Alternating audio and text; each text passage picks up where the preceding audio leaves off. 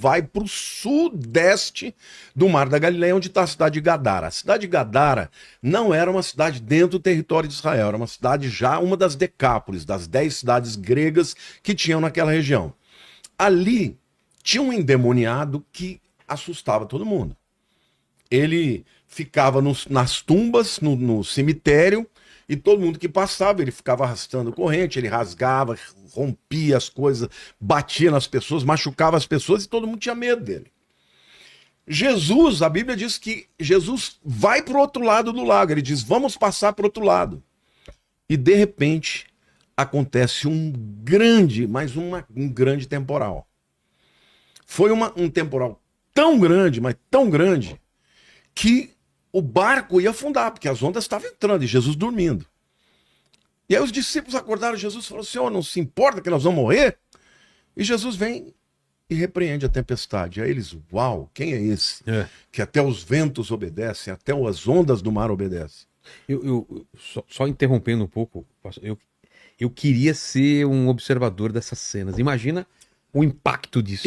Eu queria ser, não é? Eu já falei muitas vezes, senhor, você tá vendo eu isso? queria ser uma mocinha. É, só para ver a presença desse ser do extraordinária, né? Devia ser ficar. Devia ser uma coisa de. Mas por que houve aquela tempestade? Aquela tempestade, a própria Bíblia diz que não foi uma coisa normal. Era sobrenatural. Era demônios. Eles podem causar Porque uma tempestade? o livro de Hebreus diz, aquele que faz dos seus anjos ventos e tempestade. Os anjos, eles são seres espirituais que atuam na natureza. Eles podem interferir na natureza fazendo tempestades. Entendi. Os demônios também não perderam essa habilidade. Então eles tentaram impedir Jesus de chegar em Gadara.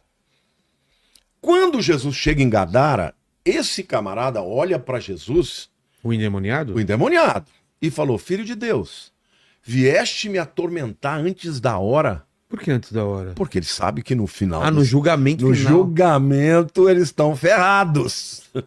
Não é que eles queriam experimentar a morte física. Embora a pergunta seja muito inteligente, eles não queriam ser lançados no abismo. Eles pediram, não nos lance antes da hora no abismo. Esse era o medo deles. E aí eles falaram, olha, tem uma manada de porcos ali, deixa a gente entrar. E Jesus falou, vai. E os porcos foram mortos. E eles... Mas foram mortos por interferência deles? Não, porque eu já estive lá em Gadara.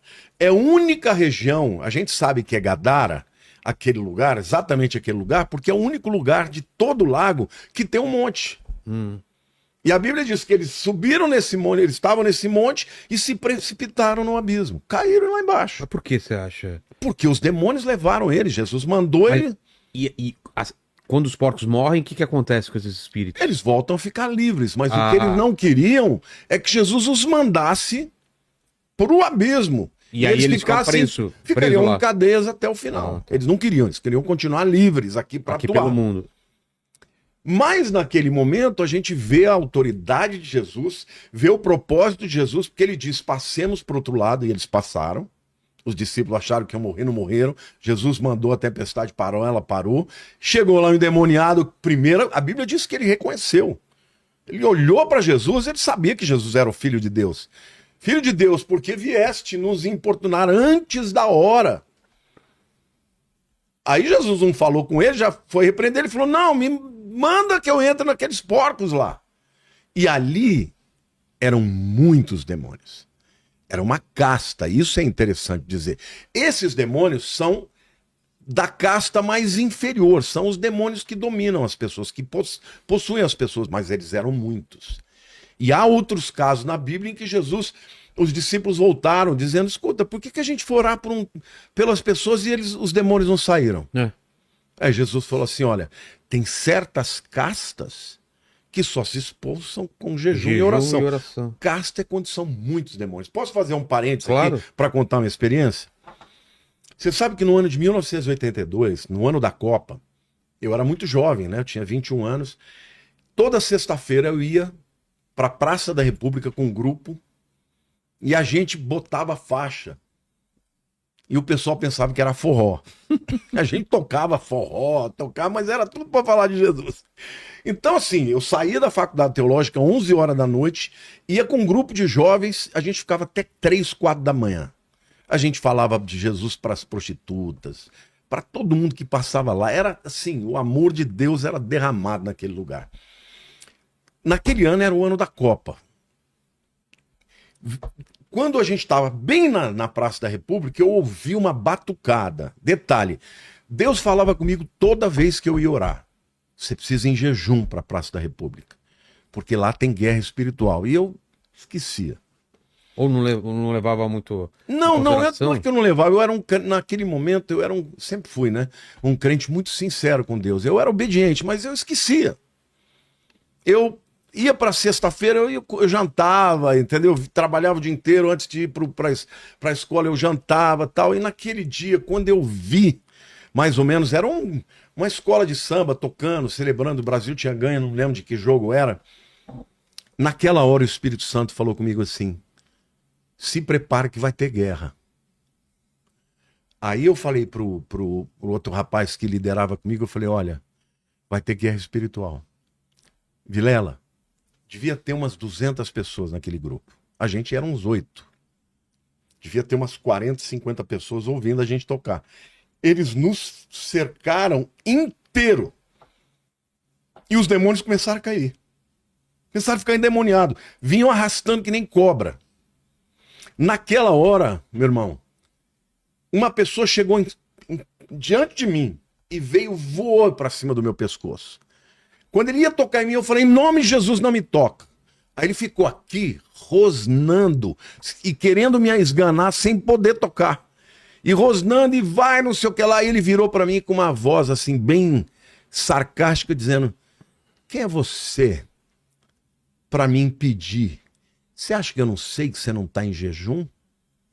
Cara, olha. Ele falou, eu sou legião. Eu sou o chefe desses demônios todos. E todos os 8 que a gente estava ali orando pelas pessoas que estavam endemoniadas. Ele falou, eu sou chefe e você não tem autoridade.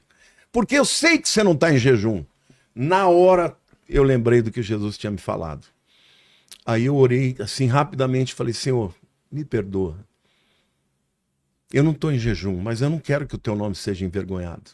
Me dá autoridade. Aí o Espírito de Deus falou, ore e brade no nome de Jesus. Eu falei, eu não estou em jejum. E já pedi perdão para o meu Senhor. Mas agora não é por meu poder, é pelo poder daquele que era e é, e sempre haverá de ser. Jesus, o Rei dos Reis e o Senhor dos Senhores, você vai se render aqui agora diante dele e diante de todo mundo. Vilela, na mesma hora, o camarada caiu, foi liberto e todos os outros endemoniados ficaram livres. Todos. E naquela hora eu peguei o microfone e já comecei a louvar e falei, olha, vocês acabaram de ver aqui uma guerra entre 2 reinos. Entre o mundo espiritual das trevas e o reino de Deus. Vocês viram como essas pessoas estavam possessas e endemoniadas. E hoje, vocês têm a opção de entregar a vida para Cristo. Todos os 40, 50 que estavam lá, que foram para nos assistir, foram na frente de joelho. Foi um momento glorioso. Mas o que eu contei isso? Por que eu contei essa história? Porque ali era uma casta, igual nessa história do endemoniado gadareno. Então, a guerra espiritual acontece, existem demônios de classe diferentes, mas, por exemplo, um principado não entra numa pessoa. Não? Não. Um principado, ele não atua com pessoas, ele atua na potestade do ar, nas regiões celestiais, com influência e com encantamento, com espírito de engano. Só tem uma pessoa que a Bíblia diz que o próprio Satanás entrou. Judas. A Bíblia diz que Satanás entrou no coração de Judas para ele sair dali e vender Jesus por 30 moedas de prata. A Bíblia diz que uma última pessoa vai ser possuída pelo diabo, que é o anticristo. Por isso que tem até gente que afirma que o anticristo é o Judas que vai ressuscitar. Ah, é? Eu não acredito nisso. Não. Mas tem gente que diz que é, porque ele, do mesmo jeito que Satanás entrou em Judas, vai entrar no anticristo. Mas assim, a guerra espiritual é uma coisa real. Agora, existem demônios que eles atuam na tua mente. Você, por exemplo, nunca teve nenhuma sensação em algum momento da tua vida que você tá louco? Porque você Sim, um pensamento estranho, né? Que não parece seu. intrusivo, né? É. Você tá louco, você tá... O que mais que tem de pergunta eu tive aí? um pensamento faz pouco tempo aí, o Corinthians vai cair. Eu falei, não, sai daqui, Satanás. Né? Não Aliás, é.